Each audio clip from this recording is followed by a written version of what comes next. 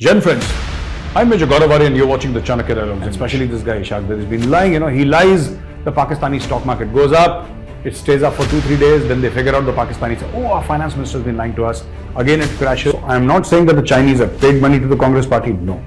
If I don't have any proof, why should I blame somebody? And I don't think that is the case. This is my personal thing, I don't think that is the case. Gen friends, I'm Major Gaurav Arya and you're watching the Chanakya dialogues English. Like this video, subscribe to our channel and don't forget to press the bell icon. After the Wagner Revolt in Russia, after which the owner of Wagner and some of his close confidants have moved to Belarus, what is happening is that the Russian Security Council Secretary spoke to National Security Advisor Ajit Doval, and his name is, the Russian National Security Advisor, his name is Nikolai Patrushev.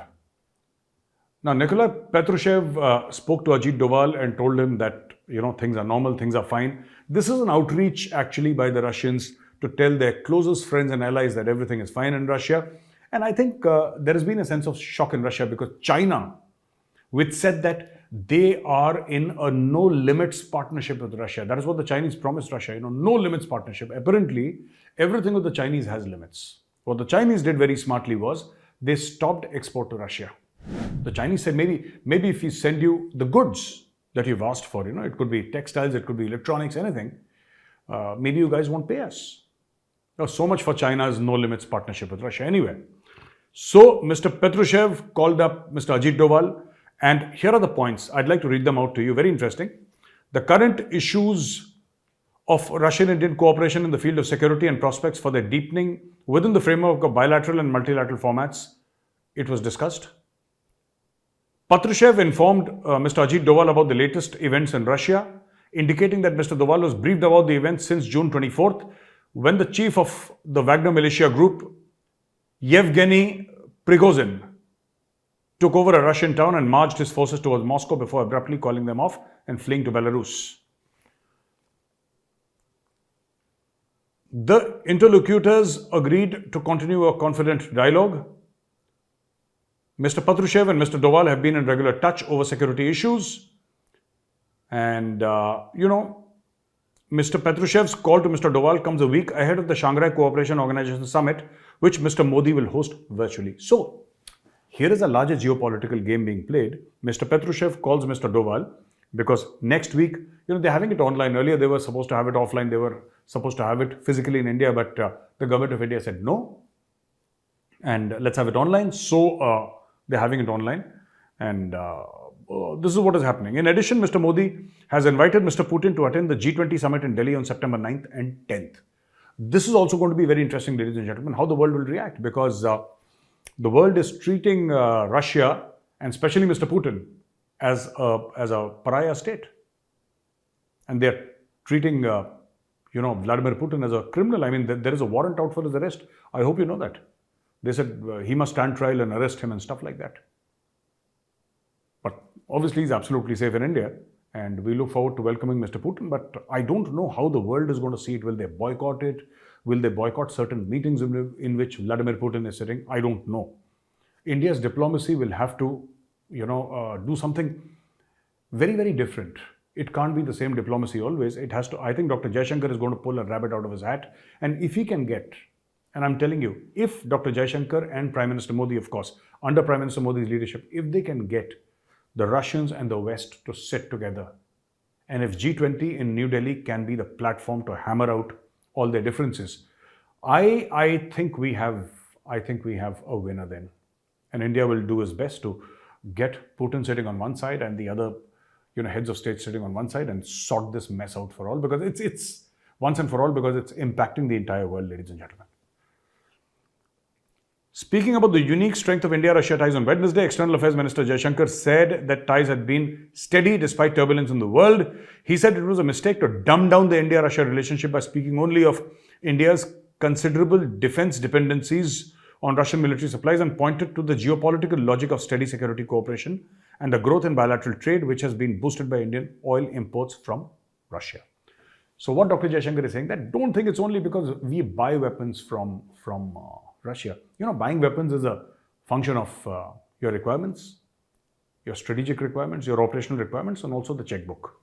These are 2-3 factors which result in a country buying weapons from A country or B country. And the reason why we went to Russia was America refused. America was selling F-16s and the best weapons in the world to all the lunatic regimes in the world, including Pakistan. They were selling it to the lunatics. They didn't give it to us. So where would we go? We went to Russia. Now the Americans are saying, don't go to Russia. Well, it'll take time. It'll take time. All right. Another good news is that, India is making inroads into Tanzania. And this says that the second edition of Joint Defence Cooperation Committee, JDCC meeting was held in Arusha on June 28th, 29th, 2023 between India and Tanzania's defence representatives and marked a significant step towards strengthening bilateral ties. India and Tanzania. Go figure. India and Tanzania.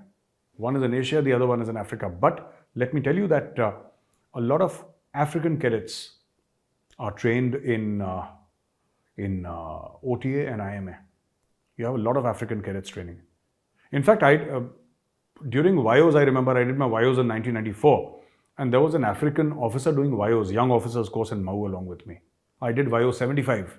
And in VIOS 75, there were 1 or 2 African, or even then, they were this thing. But it was very this thing in the sense of arbitrary. Sometimes they would come in one course and then not come in the other course. And some other foreign cadets or officers would come once. It was always a trickle. Now it's a flood. There are Indian Army officers are going abroad in droves, droves and droves. And foreigners are coming to India. So today, the relationship is totally different. Here, what they said was, marking a significant milestone in the strengthening of bilateral ties, India and Tanzania forged a comprehensive 5-year roadmap. So, ladies and gentlemen, this is important. It's a 5-year roadmap for cooperation during the second edition of the Joint Defence Cooperation Committee meeting. Joint Secretary in Ministry of Defence Amitabh Prasad led the delegation comprising officials from the Ministry of Defence, Armed Forces and accompanied by the High Commissioner of India to Tanzania, Binay S. Pradhan. And so they said that we'll talk about defense manufacturing, we'll talk about weapons exports, arms exports to Tanzania from India to Tanzania, enhance security in the Indian Ocean region, and also the collaboration aimed to fortify security and promote cooperation in the Indian Ocean region, an area of strategic importance for both nations. So this is what has roughly happened. Ladies and gentlemen, another news from Pakistan, is as usual, Ishaq Dar says, we'll get the loan in the next 24 hours. No surprises there. Ishaq Dar has been saying next 24 hours for the past 6 months. It hasn't happened. And here is a request to IMF. Please give them the money. Please, for heaven's sake, give Pakistan the money because they're eating our brains every single day. And this guy, Ishaq Dar, just can't shut up. Please give them the money. This is a personal request. I don't know what it counts for, what normal citizens anywhere in the world, if they request IMF, I don't think it counts for anything at all. But if these pleas of mine are reaching a merciful ear, please give the Pakistanis money. They keep on yapping throughout the day. Just money. That's all they talk about. Money. And especially this guy, Ishaq Dar, has been lying. He lies. The Pakistani stock market goes up. It stays up for 2-3 days. Then they figure out the Pakistanis say, our finance minister has been lying to us. Again, it crashes. Then again, he lies. It's around the corner. Around the corner, you say. All right. Then the rupee to the dollar ratio, the rupee will become slightly healthier. From 305 or whatever it is, it will become 302. And all the Pakistanis will celebrate, saying that, wow, fantastic. There have been gains of 3 rupees and all. Then they'll figure out after 2 days that this guy's been lying through his teeth. And then it'll come down to 310. And this nonsense is happening in Pakistan for the past 6 months. So I think IMF should just go ahead and give them the money for heaven's sake and get rid of all this nonsense once and for all. So here were the points that I wanted to discuss with you today, ladies and gentlemen. And now coming to the question and answers, we have Pranav Jadhav. Hi sir, my name is Pranav Jadhav from Nashik, Maharashtra. I watch your videos regularly. Hello Pranav ji. Hello. So my question to you is, China is not happy with the deal of M9QB Predator drones. Yesterday, Global Times published an article that Predator drones are so expensive that normal defense drone and India should revisit thought of buying it. Don't you think Congress is trying to pressurize the government on buying it because of China's and Congress had signed the MOU secretly? Your thoughts? I don't know. The truth is, I don't know about that MOU because I have not read that MOU. I can't comment. I try to avoid commenting on stuff that I have not read. I have not seen that Congress-China MOU. I've seen photographs of it, but I have not read the MOU. So, see, The chiefs feel it's a good deal. If China says that it's expensive, how does China know? Because we have not paid any money to the Americans. Negotiations have not yet started. So how are the Chinese worried? And anyway, we are not asking the Chinese for money here. Are they confusing us with Pakistan that it's too expensive or cheap? If it's expensive, it's up to us. If it's cheap, it's up to us. Who's asking China? China is essentially scared because they have these drones that cannot fly. And they'll give funny names to their drones, little dragon, big dragon, crazy dragon, snake and a monkey dragon, or kung fu dragon, or some nonsense like that. But these drones don't fly, okay, the Chinese drones. They're bad quality. They're like typical Chinese stuff.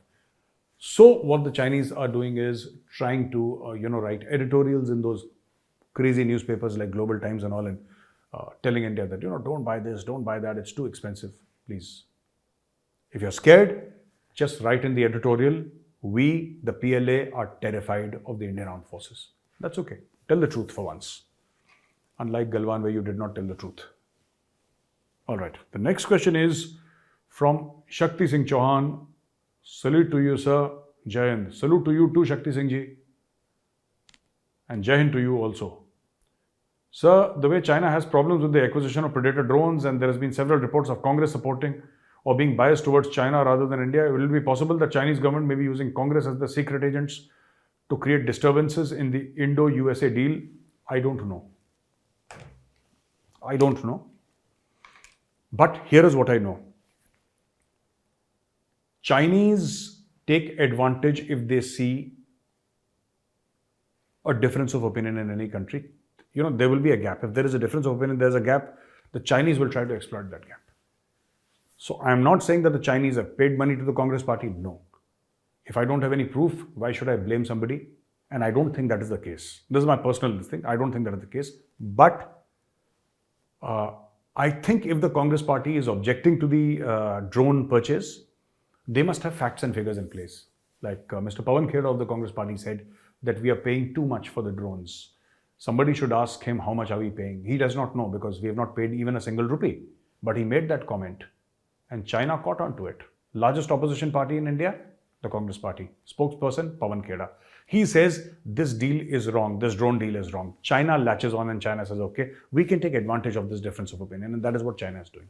So I don't think that the Congress party is working on behalf of China. I don't think that is true. And I will not say anything which I do not have a factual backup of. At least I try not to say anything without a factual backup or a fact check on my end. I do it as far as possible. There might have been times when I failed because I'm human, I'm not a computer. And I could have failed, but I try in all earnestness to figure out whether, this news is true or not. I do my own due diligence. Imperfect though it may be, and my sensing is that China is trying to take advantage of a political difference of opinion regarding the drones.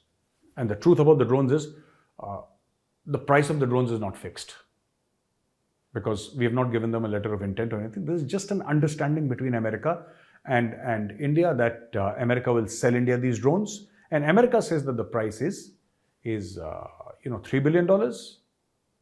America is free to say $5 billion. It is free to say $30 billion.